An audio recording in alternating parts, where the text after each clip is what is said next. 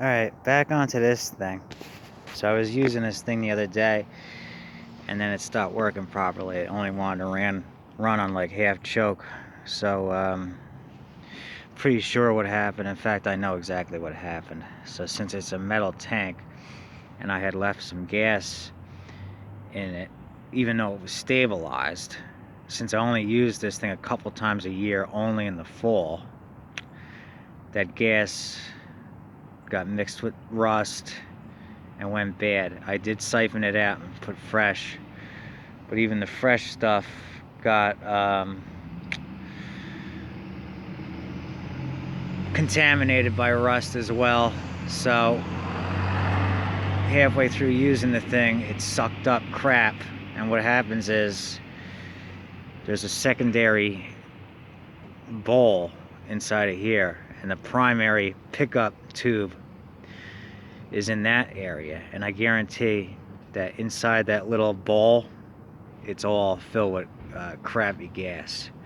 So I gotta take this apart and clean the crap out that's in there, and then clean the main jet out, and then this thing will run fine again. So that's what we're gonna do.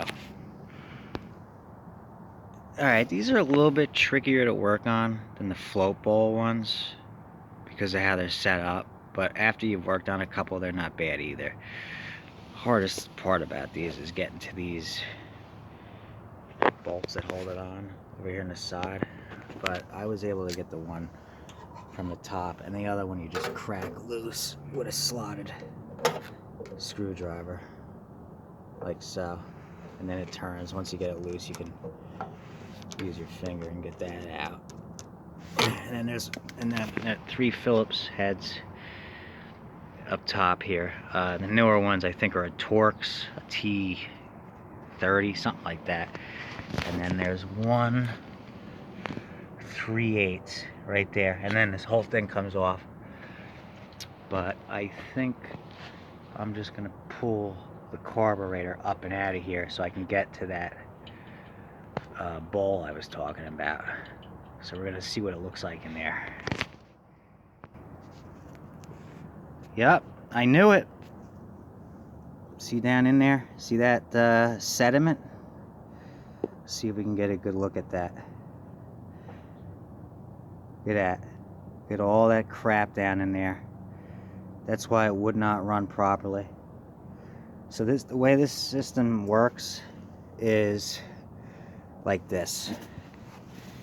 Here. You have your primary pickup tube, right? That's the one that goes all the way down towards the bottom of the tank.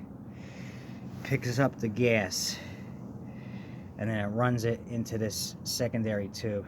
And this secondary tube fills this bowl up with gas, okay? And when that bowl fills all the way up, at the top of that bowl, there's holes to allow the gas to go back down in the tank. So it's constantly recirculating. So anyway, what happened was, since this is a metal tank, and I did clean this stupid tank out last year, I left gas in there. It got rusty again. I went to run it. It picked up the crap that was in that tank, ran it into that bowl, and now that bowl is filled with rust and sediment. And then it tried to feed it through the carburetor, and then the carburetor clogged up, and that's why it would only run on like half choke, and then it was ready to die. So what I'm gonna do, obviously, is I'm gonna clean all this crap out of here, take the tank off, flush it again, clean all the rust out. I'll do a basic cleaning on the car, make sure all the jets are clear, and then I'll put it back together, and this will run again. But that's what did it. I knew it because I'm familiar with these now, but that's how they operate. So best thing to do would be to get a new tank, one that doesn't have any rust in it at all. I'll see if I have one.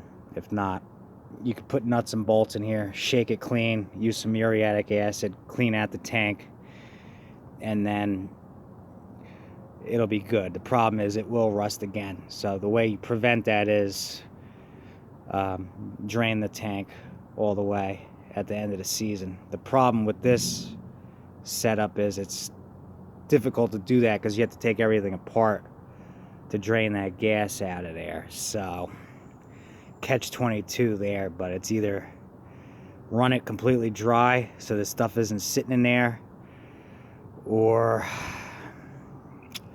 put good gas in there and add stable and pray. But with this, that's what you're dealing with. So all right, let me get to cleaning this up. This is why I don't waste the money on non-ethanol fuel. That's like 100 octane Sunoco Cam 2 racing fuel. It's like $10 a gallon. Look at it, it's got this orange tinge in it. I ran that through hoping that it would be okay, and it's still messed up, and I'm not confident running that again, so that's a waste. So catch-22 there, wasted that, but I'm not even done emptying this out yet. The really bad stuff is still in there, so this tank's got to be cleaned out again. And then after that, regular 87 with stable is going in. The $3.50 a gallon stuff was $1.51 last year. Okay, let me show this. Hold on one second, check this out.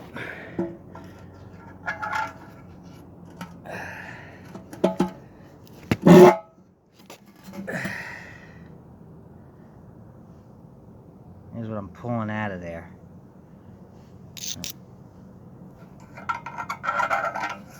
Oh yeah, that's beautiful. Anyway, I'm gonna cut the video here. The rest of this is just cleaning this tank up, cleaning that carburetor out, putting it back together. I'm not a big fan of this setup. I like the float bowl carburetors better, but that's how these older engines were set up. So that was the cause of the thing not wanting to run right. Alright guys, thanks for watching.